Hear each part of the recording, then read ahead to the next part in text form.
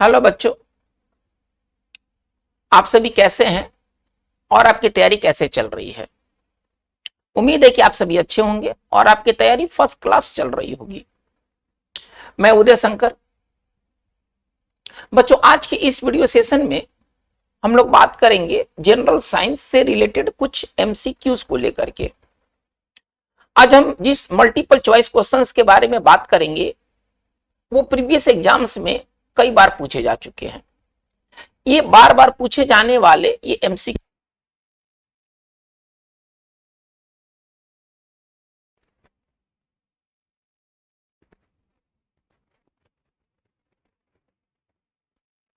Question को आप खुद से बनाने की कोशिश करें। इसके बाद आप वीडियो में बताए गए आंसर से आप अपने आंसर को मैच कर लें। यदि आपको वीडियो के आंसर में यदि किसी बात का कंफ्यूजन हो, क्वेरीज हो, तो आप इसके लिए कमेंट बॉक्स का सहारा जरूर लें।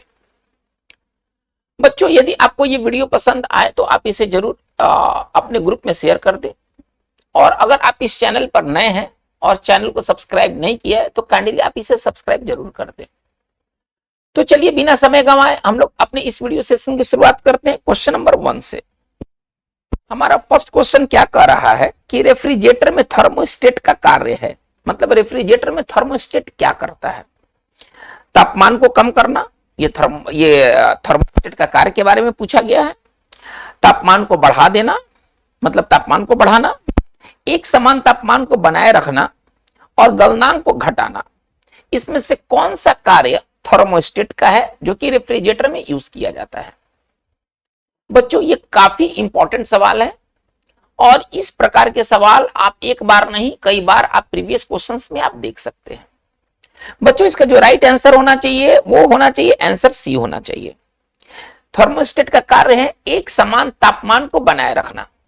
ठीक है, चलिए, यानी कि इसका मतलब है कि 1 का राइट आंसर हमारा सी होना चाहिए। बच्चों, आप इस वीडियो सेशन में जो भी प्रश्न दिए गए हैं आप इसे पहले स्वयं से बनाएं। इसके बाद आप वीडियो सेशन में बताए गए आंसर से आप अपने आंसर को मिला लें। ये अच्छा अप्रोच होगा इस वीडियो सेशन को मतलब डील करने का। चलिए हम लोग क्वेश्चन नंबर 2 में आते हैं। एक बहुत इंपॉर्टेंट प्रश्न है, किस वैज्ञानिक का संबंध राष्ट्रीय विज्ञान दिवस से है? सवाल क्या है, एक बार फिर से सवाल को समझ लिया जाए। किस का संबंध राष्ट्रीय विज्ञान दिवस से है? यानी कि राष्ट्रीय विज्ञान दिवस हमारे देश में प्रतिवर्ष 28 फरवरी को मनाया जाता है। तो 28 फरवरी को इनमें से किस वैज्ञानिक में हम इस डेट को राष्ट्रीय विज्ञान दिवस मनाते हैं? चलिए, ऑप्शन दिया है रामानुजम, प्रोफेसर एस चंद्रशेखर, फिर है सीवी रमन और फिर डॉक्टर होमी जहांगीर भाभा मीन्स होमी जहांगीर भाभा। तो राष्ट्रीय विज्ञान का संबंध किस वैज्ञानिक से है? ये काफी इंपॉर्टेंट प्रश्न है। बच्चों, इसका जो राइट आंसर होना चाहिए वो सीवी रमन होना चाहिए। इसी दिन 28 फरवरी के दिन ही है ना रमन इफेक्ट का खोज किया गया था और इसी के सम्मान में प्रतिवर्ष 28 फरवरी को राष्ट्रीय विज्ञान दिवस मनाया जाता है। तो रमन इफेक्ट का खोज का संबंध 28 फरवरी से है और इसी नाते 28 फरवरी को प्रत्येक वर्ष राष्ट्रीय विज्ञान दिवस मनाया जाता है। तो हमारा 2 का जो राइट आंसर होना चाहिए वो सी होना चाहिए। चलिए आगे बढ़ते हैं नेक्स्ट क्वेश्चन की तरफ। कौन सा नेत्रदान में प्रयुक्त होता है? मतलब नेत्रदान में आई डोनेशन में क्या किया जाता है? रेटिना दिया जाता है, कॉर्निया दिया जाता है, पूरी आंख को ही हम लोग दे देते हैं या नेत्र लेंस को देते हैं? कौन सा नेत्रदान में प्रयुक्त होता है? ठीक है, एक बार फिर से देखा जाए, रेटिना, कॉर्निया, पूरी आंख और नेत्र लेंस। बच्चों, इसका जो राइट आंसर होना चाहिए वो होना चाहिए कॉर्निया, है ना। जब व्यक्ति अपना मतलब नेत्रदान करता है केवल कॉर्निया का हिस्सा ही उसके आंख से लिया जाता है। यानी कि हमारा 3 का जो राइट आंसर होना चाहिए वो बी होना चाहिए। आते हैं नेक्स्ट क्वेश्चन की तरफ। करे कि ओजोन छिद्र, ओजोन होल का निर्माण सर्वाधिक है किस जगह पर, है ना, सबसे बड़ा ओजोन छिद्र पाया गया है? सवाल ऐसे भी आ सकता है।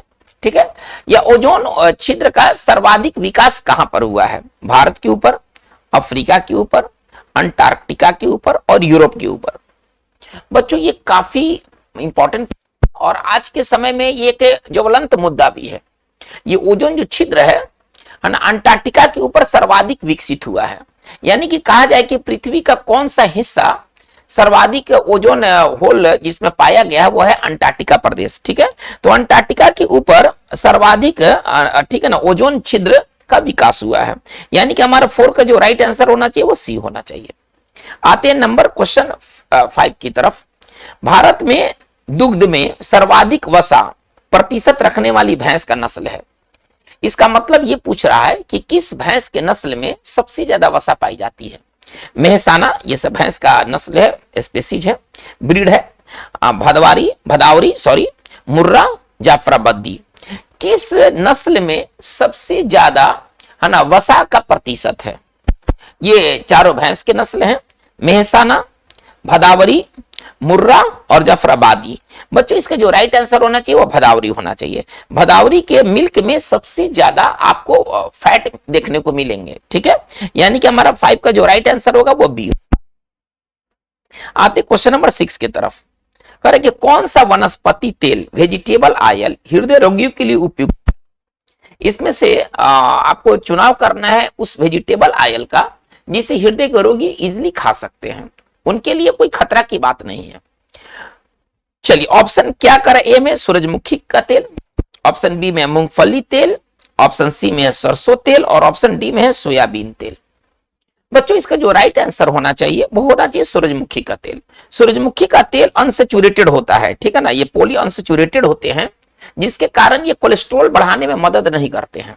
जबकि आप देखेंगे कि मूंगफली का तेल, सरसों का तेल, सोयाबीन का तेल ये क्या होते हैं? सैचुरेटेड होते हैं और ये काफी कोलेस्ट्रॉल को ये उत्पन्न करते हैं। ठीक है, इसका मतलब है कि हृदय रोगी के लिए सूरजमुखी का तेल एक आइडियल ऑयल है, एक आदर्श तेल है। 6 का आंसर ए होना चाहिए। हालांकि ज्यादातर देखिए जो कोलेस्ट्रॉल की प्रॉब्लम होती है वो ज्यादातर मतलब आप ऐसे समझिए कि मांस खाने से होता है। वेजिटेबल ऑयल में ज्यादातर मतलब फैटी एसिड नहीं होते हैं, लेकिन कुछ ऑयल जो है वो कोलेस्ट्रॉल बढ़ाने के लिए जिम्मेदार होता है। जैसे कि उसमें आप ले लीजिए सरसों का तेल, ठीक है ना, ये कोलेस्ट्रॉल बढ़ाता है। मूंगफली का तेल भी कोलेस्ट्रॉल बढ़ाने का काम करता है, लेकिन सूरजमुखी का तेल एक बेस्ट तेल है हृदय रोगियों के लिए। 6 का हमारा आंसर ए होगा। आते हैं 7 में। मैमथ किस जानवर के पूर्वज है? मैमथ का मतलब होता है, इंग्लिश में अगर मैमथ को कहा जाए तो मैमथ का मतलब होता है बहुत बड़ा, बहुत विशाल। ये एक जानवर से ये इंग्लिश में वर्ड आया है मैमथ। पहले तो मैमथ एक जानवर था, इससे इंग्लिश में वर्ड आया मैमथ, मतलब बहुत बड़ा, बहुत विशाल। पूछ रहा है कि मैमथ किस जानवर के पूर्वज थे? तो ये जिराफ, डायनासोर, हाथी और ऊंट। बच्चों इसका जो राइट आंसर होना चाहिए वो हाथी होना चाहिए। आप देखेंगे मैमथ का, अगर आप कोई टेक्स्ट बुक में अगर इसका पिक्चर देखेंगे तो लंबे लंबे इसके टस्क होते हैं, ये बहुत विशालकाय जानवर होता है। ये हाथी के पूर्वज माने जाते हैं। एकदम इनका लंबा सूंड होगा, पूरा हेवी बॉडी होगा, लंबा इनका टस्क होगा, इनको मैमथ कहा जाता था। ठीक है, ये हाथी के पूर्वज माने जाते हैं। तो 7 का राइट आंसर हमारा क्या होना चाहिए? 7 का राइट आंसर हमारा सी होना चाहिए। आते नंबर 8 की तरफ। करें कि दूध पिलाने वाली मां को प्रतिदिन आहार में कितने ग्राम प्रोटीन की आवश्यकता होती है? यदि कोई मदर ब्रेस्ट फीड कर रही है, ठीक है ना, तो उसको प्रतिदिन कितने प्रोटीन की आवश्यकता होगी? ठीक है ना, चलिए लैक्टेटिंग मदर, आप इसको दूसरे भाषा में कह सकते हैं कि लैक्टेटिंग मदर को प्रतिदिन कितने ग्राम, ठीक है ना, प्रोटीन की आवश्यकता होती है? 40 ग्राम, 70 ग्राम, 20 ग्राम और 100 ग्राम। बच्चों इसका जो राइट आंसर होना चाहिए वो होना चाहिए 70 ग्राम। 70 ग्राम, ठीक है ना, मतलब एक आइडियल अमाउंट है किसी भी लैक्टेटिंग मदर को देने के लिए। यानी कि हमारा जो 8 का जो आंसर होगा वो बी होगा।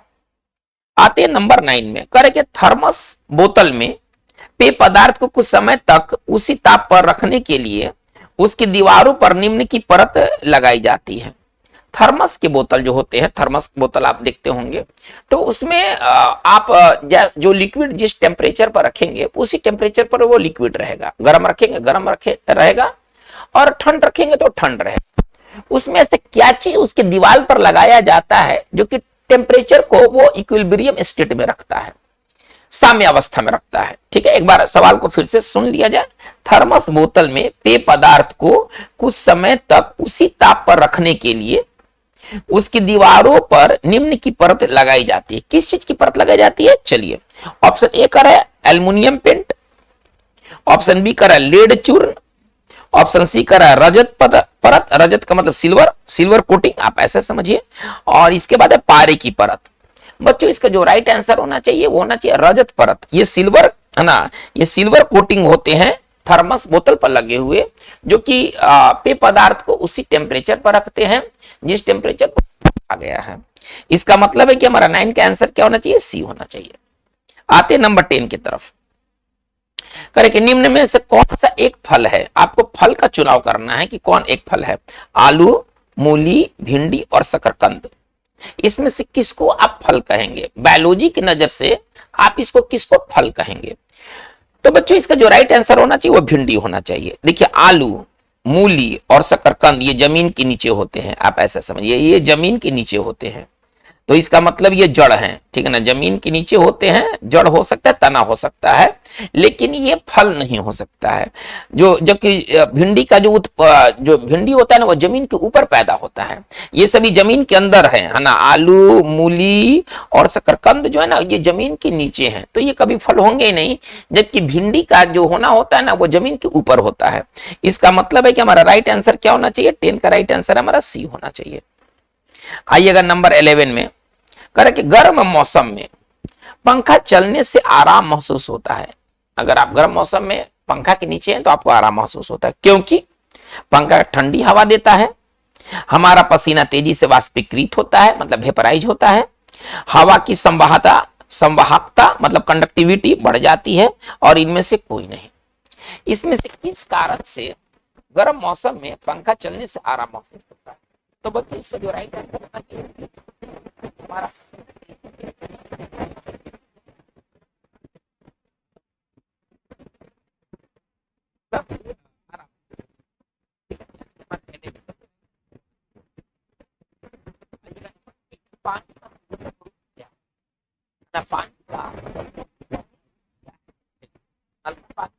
समुद्री जल, वर्षा का पानी और आश्वित जल मतलब डिस्टिल्ड वाटर।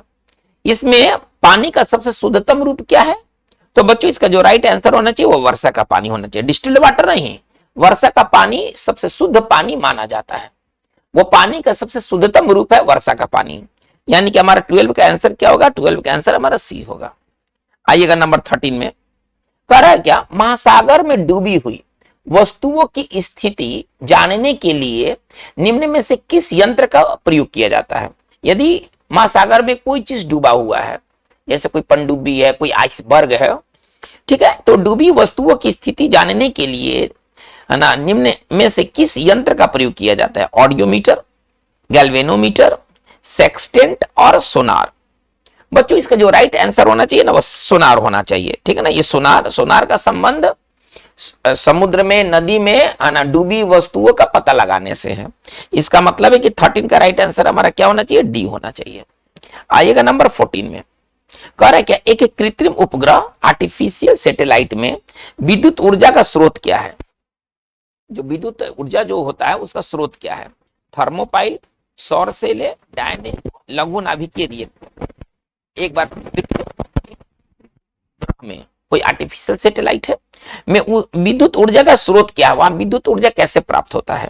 तो बच्चों इसका जो राइट आंसर होना चाहिए सौर सेले, सोलर प्लेट से विद्युत ऊर्जा प्राप्त होता है। यानी कि हमारा 14 का राइट आंसर जो होगा वो बी होगा। आइएगा नंबर 15 में आते हैं। करें कि निम्न में से कौन जैव उर्वरक के रूप में प्रयुक्त होता है। बायो फर्टिलाइजर के रूप में हम किसका प्रयोग करते हैं। एजोला, नील हरित शैवाल, अल्फा, नाइट्रोलिन। अब इस ऑप्शन में चुनाव करना है। ऑप्शन ए कर रहा है 2 और 4 है ना, नील हरित शैवाल और नाइट्रोलिन। चलिए ऑप्शन बी कर रहा है 1 2 3, ऑप्शन सी कर रहा है 2 3 4 और ऑप्शन डी कर रहा है 1 2 4। बच्चों पहले तो ये क्लियर हो लिया जाए कि नाइट्रोलिन है ना एक बायो फर्टिलाइजर नहीं, एक जैव उर्वरक नहीं, नाइट्रोलिन इसका मतलब गलत, दिमाग लगाइए, ये गलत। तो हमारा क्या बनेगा 1 2 3, 1 2 3 एजोला, नील हरित शैवाल और अल्फा है ना, ये 3 जो है वो क्या बायो फर्टिलाइजर के रूप में इनका यूज होता है। ये 3 का जो यूज होता है वो बायो फर्टिलाइजर के रूप में होता है। यानी कि हमारा 15 का राइट आंसर जो बनेगा वो बी बनेगा, 1 2 और 3। चलिए हम लोग बात को आगे लेके चलते हैं। करेंगे शल्य क्रिया में आर्थोप्लास्टिक क्या है। शल्य क्रिया में, सर्जरी में आर्थोप्लास्टी क्या है? ओपन हार्ट सर्जरी, कुल्हे के जोड़ का प्रतिस्थापन और रुधिर आदान, ठीक है ना। शल्य क्रिया में आर्थोप्लास्टिक क्या है? बच्चों इसका जो राइट आंसर होना चाहिए वो होना चाहिए सी होना चाहिए, ठीक है ना। कुल्हे के जोड़ का प्रतिस्थापन जो होता है ना, इसी को कहते हैं आर्थोप्लास्टी, यानी कि 16 का राइट आंसर हमारा सी होगा। आइएगा नंबर 17 में आते हैं। निम्न में से कौन सा विस्फोटक पदार्थ नहीं है ना? कौन सा एक्सप्लोसिव मटेरियल नहीं है? ट्राइनाइट्रोटाइलुइन, ट्राइनाइट्रोग्लिसरीन, साइक्लोट्राइमेथिलीन, ट्राइनाइट्रेमीन, ये और जो डी है वो है नाइट्रोक्लोरोफॉर्म। इसमें कह रहा है कि इसमें से कौन सा ना विस्फोटक पदार्थ नहीं है। तो बच्चों नाइट्रोक्लोरोफॉर्म जो है ना, ये विस्फोटक पदार्थ नहीं है, यानी कि हमारा 17 का राइट आंसर जो बनेगा वो डी होगा। चलिए आगे बढ़ते हैं। सूर्य के केंद्र में उपस्थित पदार्थ होते हैं। जो पदार्थ सूर्य के केंद्र में है उनकी क्या स्थिति है भाई? ठोस, द्रव और गैस अवस्थाओं में पाए जाते हैं। केवल द्रव अवस्था में वो होते हैं, केवल गैसीय अवस्था में वो होते हैं, कि वो द्रव और गैसीय दोनों अवस्थाओं में होते हैं, ठीक है ना। सूर्य के केंद्र में जो उपस्थित पदार्थ होते हैं उसका राइट आंसर डी होना चाहिए। वो द्रव अवस्था में भी होते हैं और गैसीय अवस्था में भी होते हैं, यानी कि हमारा 18 का राइट आंसर जो होना चाहिए वो डी होना चाहिए। आइएगा नंबर 19 में। करेक्ट, लेजर बीम का उपयोग होता है। लेजर बीम का उपयोग हम कहां करते हैं? लेजर बीम का उपयोग कहां होता है? कैंसर चिकित्सा में, हृदय की चिकित्सा में, आंख की चिकित्सा में और गुर्दे की चिकित्सा में।